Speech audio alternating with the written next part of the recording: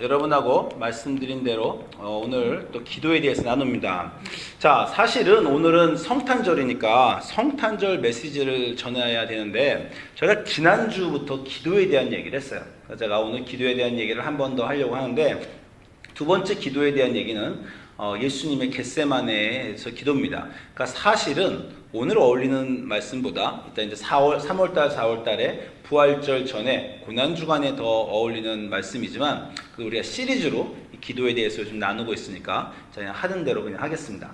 자, 지난주에 저희가 그 기도에 대해서 얘기하면서 시편의 기도를 얘기했어요. 기억나시죠? 시편에는 장르가 있는데 감사시가 있고 찬양시가 있고 탄식시가 있고 여러 가지가 있다고 했습니다. 그럼 제가 여러분에게 뭘 말씀드렸냐면 사람들이 함께 감사하고 찬양할 때 무엇을 감사합니까? 자, 이렇게 질문을 지난주에 했어요. 기억나십니까? 하나님의 무엇을 감사한다고요? 특별한 히브리 용어를 제가 가르쳐드렸죠.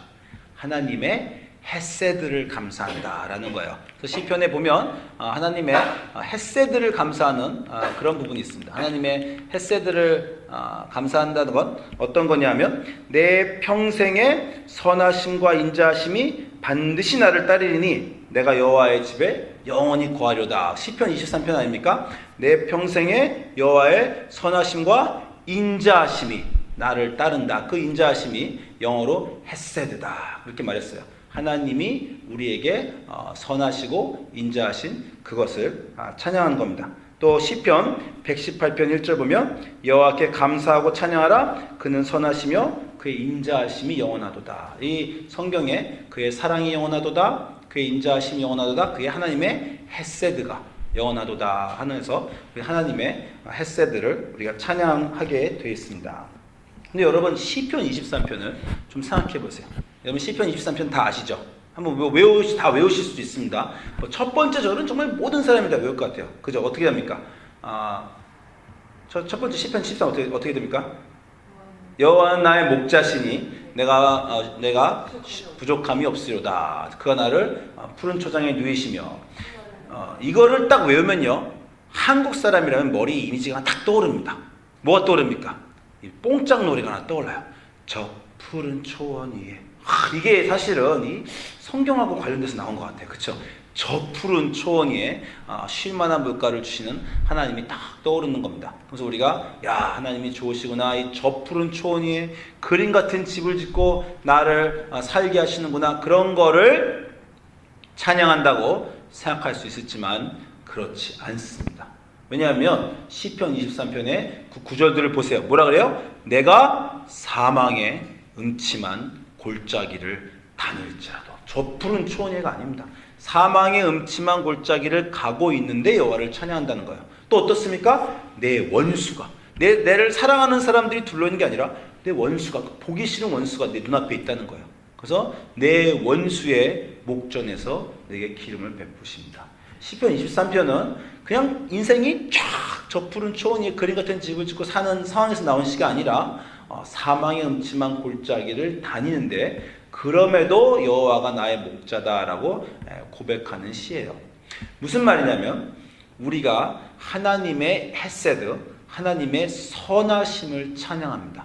그런데 하나님의 선하심을 찬양하는 것이요 하나님의 선한 행동을 찬양하는 것보다 더 중요해요.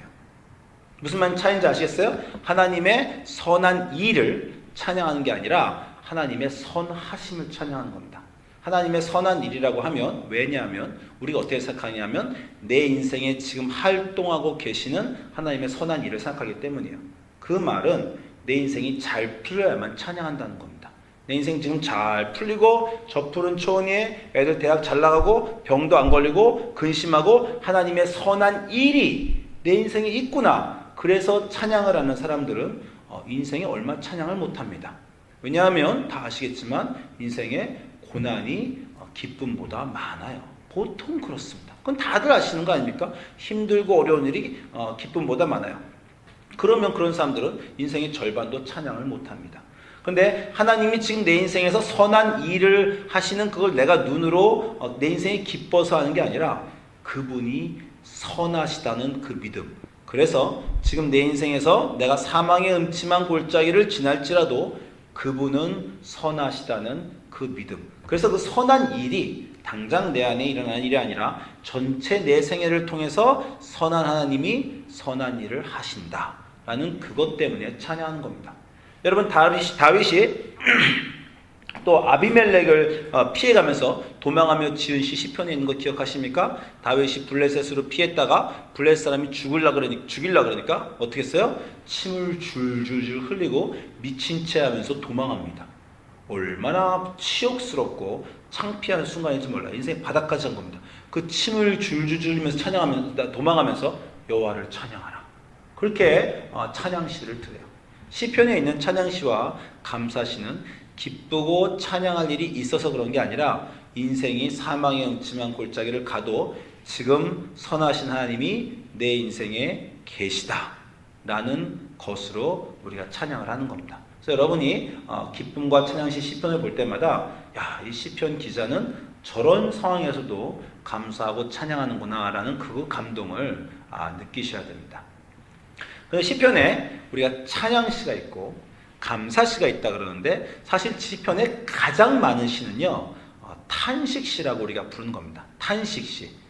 인생이 어렵고 힘든 그런 순간을 부릅니다. 아까 말씀드린 대로 하나님이 내 인생에 계셔서 내 인생이 기쁜 것을 찬양하지만 그래도 우리 인간입니다. 인간인지라 지금 현재 벌어지니 너무 힘들어요. 힘들고 어려워서 하나님께 탄식하는 시가 시편엔 굉장히 많습니다. 감사하는 시보다 더 많아요. 찬양하는 시보다 더 많아요. 시편 150편 중에서 한 60에서 80 시편이 다 탄식시입니다. 그러니까 우리 인생이 그렇게 어렵고 힘들어요. 대표적인 탄식시가 시편 22편입니다. 열어보세요. 여러분 성경 열어서 시편 22편을 보시기 바랍니다. 저는 제 인생의 어느 순간에 가장 좋아했던 시편이에요. 정말 시편 22편이 어느 순간 시편 23편보다 더 좋더라고요. 시편 22편 성경책을 읽고 한번 딱 보십시오. 시편 22편을 보면 그 시작이 그래요. 내 하나님이여 어찌 나를 버리셨나이까. 이게 시편 22편 1절의 말씀입니다. 이거 어디서 들어보셨어요? 예수님이 십자가에 달려 돌아가실 때 엘리 엘리 라마 사박다니 내 하나님이여 어찌하여 나를 버리셨나이까. 시편 22편의 1절을 인용해서 예수님이 그 말을 하신 것입니다. 시편 20편 보면 내 하나님이여 어찌 나를 버리셨나이까. 어찌 나를 멀리하여 돕지 아니하옵시며 내 신음하는 소리를 듣지 아니하시나이까. 내 하나님이여 내가 낮에도 부르짖고 밤에도 잠잠치 아니하오나 하나님이 응답지 아니하시는도다. 이렇게 탄식을 하는 시편입니다. 제가 좋아하는 부분을 좀 여러분하고 더 나누면 11절 보세요. 시편 22편 11절. 여기서부터 제가 아주 좋아합니다. 20편 11절부터 나를 멀리하지 마옵소서. 환난이 가깝고 도울 자 없나이다. 많은 황소가 나를 에워싸며 바산의 힘센 소들이 나를 둘렀으며 내게 그 입을 벌림이 찢고 부르짖는 사자 같으니이다. 나는 물같이 쏟아졌으며 내 모든 뼈는 어그러졌으며 내 마음은 촛밀 같아서 내 속에서 녹았으며 내 힘이 말라 질그릇 조각 같고 내 혀가 이틀에 붙었나이다. 주께서 또 나를 사망의 진토에 두셨나이다. 개들이 나를 에워쌌으며 악한 무리가 나를 둘러 내 수족을 찔렀나이다. 내가 내 모든 뼈를 셀 수 있나이다. 저희가 나를 주목하여 보고 내 겉옷을 나누며 속옷을 집이 뽑나이다. 이 18편도 예수님 십자가에 있을 때 그 사람들이 예수님 겉옷을 나누며 속옷을 제비 뽑으니까 그 시편에 이것이 응하였도다라고 예수님 십자가에서 그것도 얘기하는데 이것도 시편 22편에 나온 겁니다. 그래서 여호와여 멀리하지 마옵소서. 나의 힘이시여 속히 나를 도우소서. 내 영혼을 칼에서 건지시며 내 유일한 것을 개의 세력에게 구하소서. 나를 사자 입에서 구하소서. 이런 구절이 있어요. 여러분 읽어보셨죠? 읽어만 보셨습니까? 이거 안 좋아하십니까? 저는 인생이 힘들 때 사실 다 힘듭니다. 근데 여러분 고3 때 저는 고3 때 그렇게 힘들었어요. 고3 때 안 힘든 사람이 어디 있겠어요? 근데 고3 때 또 시험 볼 때 이걸 막 그냥 외우고 다녔습니다. 또 여러 가지 다른 것도 힘든 게 있어서 정말 나는 물같이 쏟아졌으며 내 모든 뼈는 어그러졌으며 내 마음은 촛밀 같아서 내 속에 녹았으며 내 힘이 말라 질그릇 조각 같고 내 혀가 이틀에 붙었나이다. 이런 시간이 입에서 나오면서 길을 걸으면서도 이걸 외우고 얼마나 그런 시를 많이 외운지 모릅니다. 이런 시들이 시편에 나오는 탄식시예요. 자, 왜 탄식이냐면 여호와의 헤세드, 하나님의 인자하심을 믿습니다. 그게 우리 기독교인의 신앙이에요. 문제는 뭡니까? 지금 나의 삶에 그 헤세드가 안 느껴져요. 여호와의 인자하심이 안 느껴져. 아무리 마음을 다잡고 주는 인자하시다, 주는 성실하시다 찬송을 하려고 해도 지금 그 성실하심과 인자하심을 느낄 수 없는 내 삶의 조건과 상황이 현재입니다. 그게 현실이에요. 그것 때문에 시편의 기자가 탄식을 하고 그 탄식시가 이 시편 22편을 비롯해서 여러 군데 나옵니다. 그런데 한 가지 놀라운 일이 있어요. 대부분의 탄식 시편들은 전환기를 맞이합니다. 이게 탄식을 막 하다가 갑자기 분위기가 바뀌어버려요.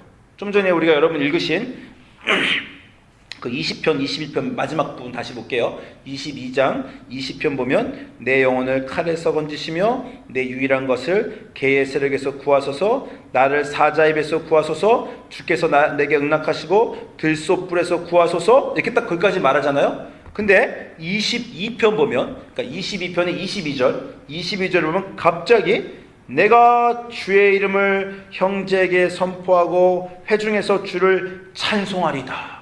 찬송시로 바뀌어버립니다. 탄식시가 찬송 감사시로 바뀌는 게 시편 곳곳에서 이런 일이 있어요. 23편의 23절에 여호와를 두려워하는 너희여 그를 찬송할지어다. 야곱의 모든 자손이여 그에게 영광을 돌릴지어다. 너희 이스라엘의 모든 자손이여 그를 경외할지어다. 자, 놀랍죠? 좀 전까지 내 이 혀천장에 잎틀이 붙었으며 내가 물같이 녹았으며 내가 촛농같이 녹고 내가 죽게 되었나이다 이렇게 탄식하는 사람이 갑자기 여호와를 찬양하고 감사하리로다 이렇게 바뀝니다. 22편만 그런 게 아니라 시편 탄식시 곳곳에서 이런 일이 벌어져요. 그래서 우리가 이 문제가 왜 그렇게 시편의 기자의 분위기가 확 바뀌는가, 그걸 저희가 좀 공부하려고 합니다. 그 공부하려고 하면서 제가 오늘 예수님의 기도에 대해서 공부를 하려고 해요. 기도 중에, 찬송 중에 분위기가 바뀌는 겁니다. 기도를 탄식으로 시작을 해요, 우리가. 그런데 기도하면서 그 탄식이 기쁨으로 바뀌어야 됩니다.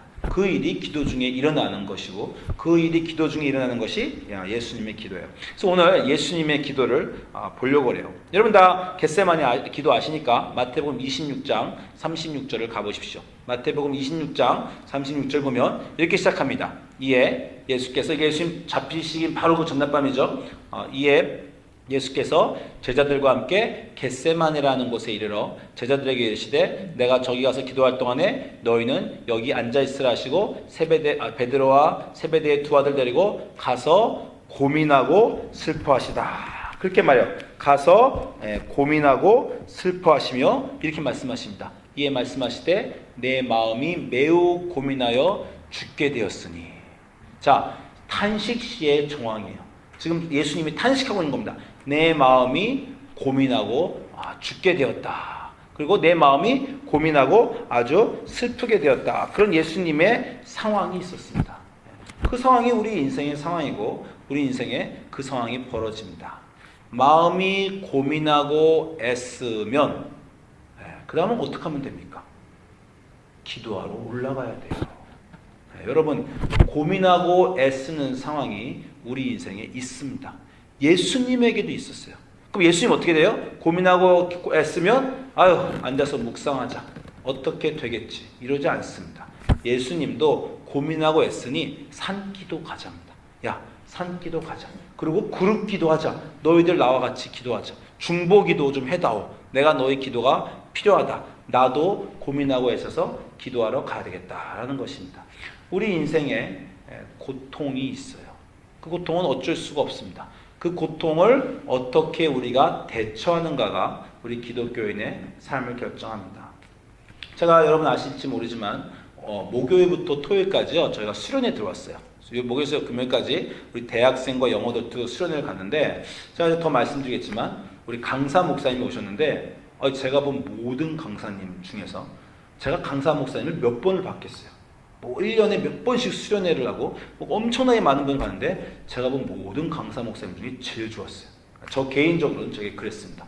이 말씀이 너무 파워풀하고 막 가슴을 막 와닿는 말씀을 하셨는데 왜 그러냐면 이 목사님 인생이 너무 기구해요.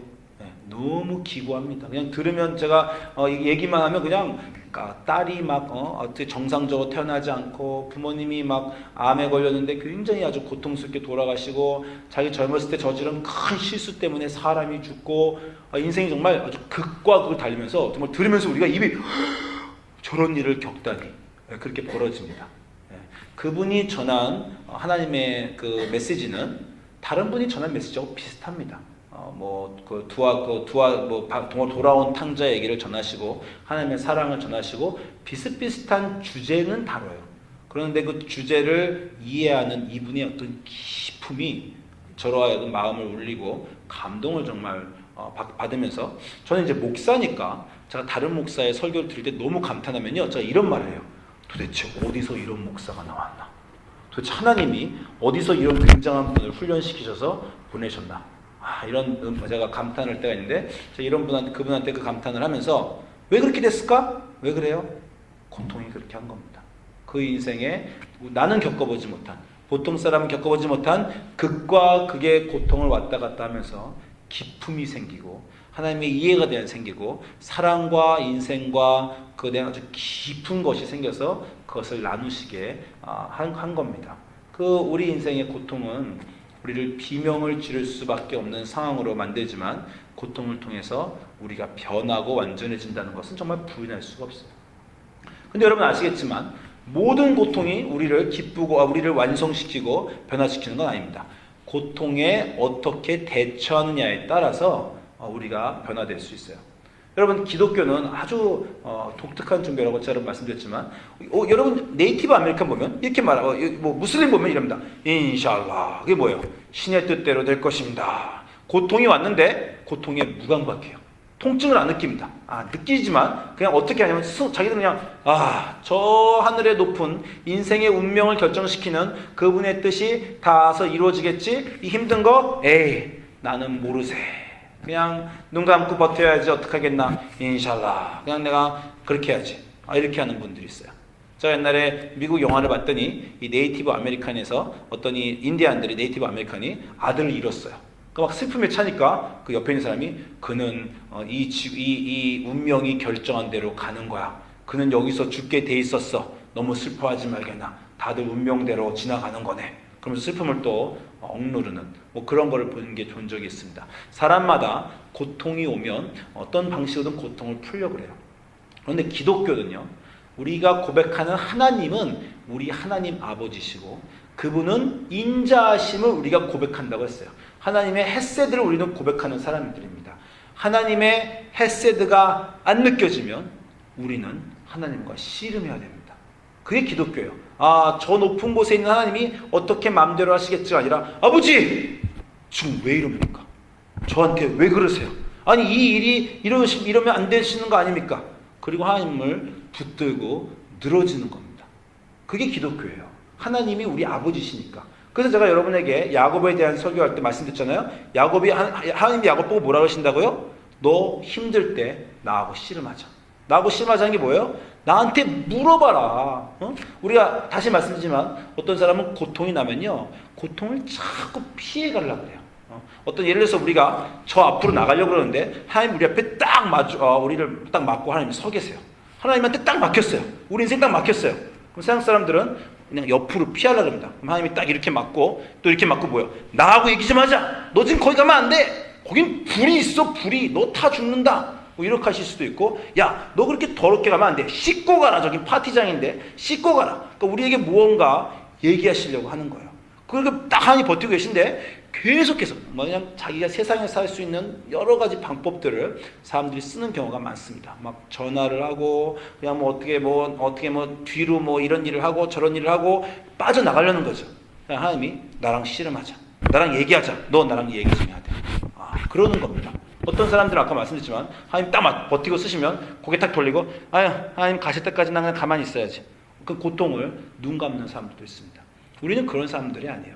나를 사랑하신 아버지, 인자하신 하나님이 이 고통 중에서 이 고통은 정상적인 게 아닙니다. 아까 제가 말한 고통은 늘 인생에 있지만 이 깨진 세상과 이 죄악의 세상 때문에 고통이 있는 거예요. 그 와중에 인자하신 하나님이 딱 우리를 맞고 서 계실 때 인자하신 하나님 어떻게 된 겁니까? 그리고 우리가 물어보고 씨름해야 됩니다. 예수님이 마음이 고민하고 애쓰자 산으로 가셔서 어떻게 했어요? 하나님을 붙들었어요. 하나님! 지금 얘기 좀 합시다. 아버지 저하고 얘기 좀 하셔야 돼요. 땀이 피가 될 때까지 하는 겁니다.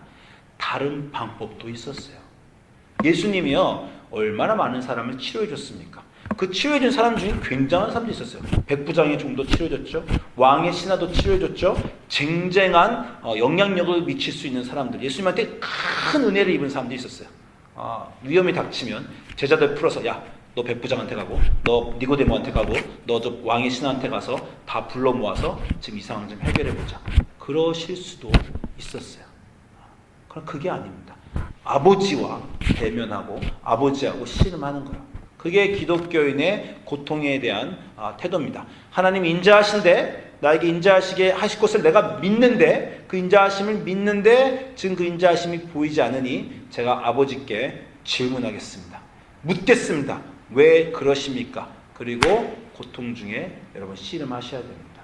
그래서 예수님이 그런 씨름을 시작하셨어요. 그래서 나와 함께 깨어있으라 그리고 고통 중에 기도를 하셨어요. 그리고 조금 나가서 얼굴을 땅에 대시고 엎드려 기도하여 이르시되, 자 어떻게 기도하셨어요? 얼굴을 땅에 대시고 기도하셨습니다. 여러분, 여러분의 기도의 태도는 뭡니까? 여러분이 저는 이제 그런 것도 궁금해요. 여러분 기도할 때 손을 어떻게 잡으십니까? 이렇게 하면 꼭 천주교인 것 같고, 이렇게 하면 조금 약간 좀 센 것 같고, 이렇게 하십니까? 어떤 기도의 자기가 좋아하는 손 모양도 있죠. 그렇죠? 기도할 때 여러분이 제일 좋아하는 장소는 어디입니까? 여러분, 어떤 제가 아는 목사님은 이사할 때마다 집에 있는 클라짓을 다 비우고 클라짓 하나는 자기 기도방으로 만들어서 기도하는 분들도 있어요. 저는 해군 때 기도할 데가 없어요. 배가 너무 좁으니까 어디 숨어서 기도할 데가 없습니다. 배가 너무 작으니까. 근데 침대에 무릎 꿇을 데도 없어요. 너무 조그매서. 누워서 손을 하늘로 뻗고 여기 기도한 적도 있습니다. 사람마다 기도를 좋아하는 장소가 있고 기도의 포즈가 있어요. 근데 중요한 건 뭐냐면 많은 사람이 착각하는데 나는 아무렇게나 기도해도 된다라고 생각하는 사람들이 있는데, 왜냐하면 나는 침대에 누워서 누운 채로 기도할래. 또 나는 그냥 버스 타고 차 운전하면서 기도할래. 물론 그래도 괜찮습니다. 왜냐하면요, 하나님은 영이시니 예배하는 자가 신령과 진정으로 예배한다. 그 말이 있기 때문에 하나님 영이시기 때문에 우리가 어떤 태도로 기도해도 됩니다. 사실은. 그게 기독교와 다른 종교의 차이예요. 다른 종교는 그 신상 앞에 가서, 우리 또 죄송한 얘기지만 부처님 신상 앞에 가서 그 신상에 마치 친인 양 기도하는 사람들이 있어요. 우리는 내 침대든 차든 어느 곳이든 하나님께 기도할 수 있습니다. 그러나 예수님도 얼굴을 땅에 대시고 엎드려 기도하시죠. 기도의 포즈와 기도의 장소는요, 하나님을 위한 게 아닙니다. 하나님은 여러분이 어떻게 기도하셔도 들으세요. 우리를 위한 겁니다. 나의 마음가짐을 위해서 자기의 기도의 장소와 포즈를 정하는 거예요. 제가 새벽 기도를 나오는데 늘 그 유혹에 빠져요. 춥고 아침에 가스 나가는데 굳이 차가운 본당에 가서 기도할 이유가 뭐 있나? 그냥 내 방 리빙룸 가서, 거실에 가서 소파에서 아무도 없을 때 기도해야지. 제가 그렇게 해도 하나님이 너 예배당 안 오고 거실에서 기도한다라고 뭐라 그러실 분 아닌 거 알고 있습니다. 그런데도 굳이 제가 차를 타고 새벽에 교회로 와요. 왜요? 제 마음가짐 때문입니다. 제 마음이 달라요. 들으신 하나님이 다른 게 아니라 제가 얼마큼 하나님께 집중할 수 있는가 하는 마음이 달라요. 어떤 사람이 저한테, 특히 어린아이들이 물어봅니다. 목사님, 기도할 때 눈 떠도 돼요? 여러분 어떻게 생각하세요? 저 그럽니다. 눈 뜨건 안 뜨건 상관없습니다. 근데 눈을 뜨면 기도가 됩니까? 기도를 눈을 감고 내가 어느 장소에 가서 내가 하는, 다시 말해서 나를 위한 거예요. 내가 가장 하나님께 집중할 수 있는 시간과 장소와 포즈로 내가 나아가는 겁니다. 저 같은 경우는 아침에 일단 하루 종일에 주중에 낮에 기도하면 집중이 안 되니까 새벽에 하루를 시작하기 전에 본당이라는 이곳에 제가 거룩함이 느껴져서 여기 와서 눈을 감고 기도합니다. 아니 눈 뜨고 기도하는데 잘 되면 하세요. 눈 뜨고 기도하면 옆에 사람도 걸어다니고 누구 다 보이는데 집중이 안 되잖아요. 하나님은 영이시니까 모든 기도를 받지만 우리의 마음가짐을 위해서 우리가 기도하는 겁니다. 그래서 예수님도 하나님하고 직통할 거 아니에요? 눈으로 보실 거 아닙니까? 막 하늘에 계신 분을. 그분도 그러나 겟세마네라는 언덕으로 올라가셔서 거기서 얼굴을 땅에 대시고 기도를 하셨어요. 그리고 이제 그 유명한 기도가 나옵니다. 내 아버지여, 만일 할만하시거든 이 잔을 내게서 지나가게 하옵소서. 그러나 나의 원대로 마옵시고 아버지 원대로 하옵소서. 제가 이거 지난주에 나눴습니다. 우리의 기도는 뭐라고요? 와서 하나님을 설득해 나가 원하는 것을 달라. 그건 무슨 기도입니까? 이 세상 사람들이 하는 기도, 우상에게 바치는 기도. 우상이라는 대상에게 지방신인 당신에게 나무신에게 가서 나의 정성을 보이고 열심히 5시간 기도하고 돈을 갖다 놓고 막 설득해서 내가 원하는 걸 주십시오. 그는 우상에게 하는 기도예요. 하나님께 하는 기도는 뭐라고요? 저 원하는 거 있는 건 맞습니다. 저도 그거 원해요. 그런데 인자하신 하나님, 선하신 하나님, 당신은 무엇을 원하십니까? 당신이 원하시는 게 내 인생에 더 좋은 거란 거를 내가 인정합니다. 그래서 당신의 뜻과 내 뜻이 다른 것에 대해서 물어보고 갈등하는 게 기독교의 기도입니다. 우상의 기도하고 좀 다릅니다. 그래서 예수님이 오셔서 물어보는 거예요. 제 뜻 분명히 이거 제 뜻입니다. 아버지 뜻과 제 뜻이 다른 거 있어요. 저는 그 문제가 지금 속히 해결됐으면 좋겠습니다. 답답해 죽겠어요. 힘들어 죽겠어요. 어떻게 좀 해주십시오. 그러나 그 해주십시오 끝에 그런데 이 와중에 하나님 왜 그러세요? 왜 그러세요? 질문은 당신이 목적하시는 바는 내가 목적하시는 거 다릅니까? 제가 뭘 더 알기를 원하십니까? 제가 변하기를 원하십니까? 그렇게 하는 것이 기독교인의 기도라고 했어요. 그래서 예수님이 그 기도를 하러 탁 하신 겁니다. 그 기도를 예수님도 하셨어요. 그리고 기도가 끝나고 이제 돌아갔어요. 돌아가니까 어떻게 됐어요? 제자들이 자는 것을 보았습니다. 그러니까 이게 중요한 건 뭐냐면요. 여러분이 열심히 하나님께 나와서 기도할 때 옆에 사람들 의지하면 안 됩니다. 옆에 사람들은 여러분을 실망을 시킬 수밖에 없어요. 예수님이 아마 열심히 기도하고 하나님 이 잔이 내게서 피해가면 안 되겠습니까? 라고 하고 딱 돌아왔더니 막 제자들이 칼을 딱 차고 딱 앉아가지고 방패 딱 메고 예수님 걱정 마십시오. 우리가 지키고 있습니다. 딱 눈 뜨고 있어봐요. 예수님 뭐라고 그랬어요? 어떻게 생각하셨어요? 하나님이 아마 나를 구해주실 작정이신가 보다. 내 제자들을 보니 그렇게 해석할 수도 있었을 겁니다. 제자들을 딱 보니까 제자들이 자고 있어요. 불쌍하죠. 스스로 구원 못하는 사람입니다. 제자들이 보고 뭐라 그러세요? 너희 시험에 들지 않게 깨어 기도하라. 너희 마음의 원이로 돼 너희 육신이 약하다. 예수님이 제자들 보고 느끼신 겁니다. 나의 제자들은, 이 세상 사람들은 하나님을 따르고 싶은 마음이 있는데 너무 약해. 그 안에 욕심, 그 안에 이기적인 것 어떻게 해도 그들은 스스로 자기를 고칠 수가 없어. 그래서 육신이 약해. 내가 십자가를 질 수밖에 없구나 보면서 그런 것을 제가 결심하는 겁니다. 기도하면서 세상을 볼 때 세상을 보는 눈이 바뀌어요. 그 제자들에게 무엇을 해야 될지는 가르쳐 주십니다. 시험에 들지 않게 깨어 기도해라. 여러분 기도 많이 하는 사람 중에 특별히 남을 판단하는 분이 많아요. 나는 이렇게 열심히 기도하는데, 나는 이렇게 신실한 기독교인데 저 사람들은 다 뭐야? 인생이 그렇게 문제가 많고 자기들은 제대로 안 사는데 기도도 안 하네. 이렇게 그런 분들도 있습니다. 그렇지 않습니다. 기도를 할수록 자기의 약함을 볼수록 다른 사람의 약함을 이해하는 거예요. 예수님이 지적은 하십니다. 야, 그건 잘못됐다. 그렇지만 난 너희가 왜 그 잘못을 하는지 안다. 너희의 마음이 약한 것 때문 아니냐. 그렇게 그 마음이 생기십니다. 그리고 그 다음 뭐라 그래요? 두 번째. 이거 정말 여러분 성경에 밑줄 쳤으면 좋겠어요. 두 번째 나아가 기도했다. 예수님이잖아요. 하나님하고 독대가 가능하신 분이잖아요. 말씀드렸잖아요. 그래도 또 나아가는 겁니다. 기도는요 계속 하는 거예요. 예배도요 계속 드리는 겁니다. 제가 요번에 말씀드렸지만 수련회 다녀왔잖아요. 수련회가 너무 좋아서 제가 우리 청년들 보고 다 가자 그랬는데 우리 청년들이 하는 반응 중에 제일 그 흔한 반응이 이거예요. 아, 작년에도 갔어요. 그 전에도 갔어요. 한 3년 갔는데 그냥 올해는 쉬겠습니다. 선교도요. 선교를 우리 교인들이 가면 꼭 목사님 선교 갈래요? 작년에 갔다 왔어요. 그럽니다. 뭐야? 나 한 번 했어. 나 기도 한 번 드렸어. 이게 우리의 태도입니다. 여러분 그 아주 유명한 얘기 중에 사도행전 8장에 그 에티오피아 여왕 간다게 네시 얘기를 아시죠?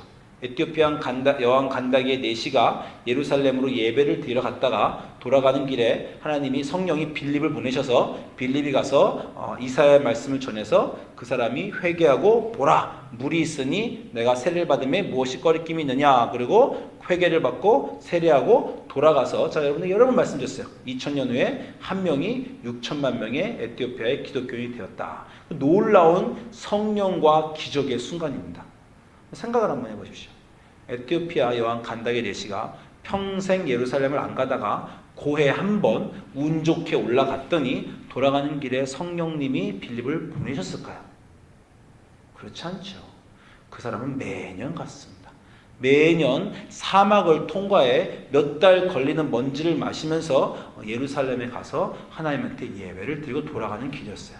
어떤 해는 아무 일도 안 일어났습니다. 어떤 해는 가다가 강도를 만났어요. 어떤 해는 그냥 돈만 벌었어요. 그냥 그 무수하게 많은 예루살렘을 올라가던 중에 어느 한 해 성령님이 확 오시는 겁니다. 여러분이 오는 매주 예배에 어느 한 번에 하나님이 오시는 건데 그날 운이 좋게 오신 게 아니라 그 많은 예배가 쌓이고 쌓여 하나님이 만나는 겁니다. 그 많은 수련회가 쌓이고 쌓여 지난 작년에는 아무 은혜도 못 받았어. 올해도 그럴까? 그래도 나는 은혜 받을 수 있는 모든 자리에 가봐야지. 작년 선교회는 고생만 했어. 내가 또 그럴까? 그래도 한번 가봐야지. 그러면서 받는 겁니다. 기도했어. 이제 했으니까 하나님 들으셨겠지? 그럼 예수님 왜 2번 하셨겠어요? 아시겠지만 2번이 아니라 3번 하셨습니다. 그 하룻밤에 똑같은 기도를 예수님도 3번 하셨어요. 계속 기도하셔야 됩니다.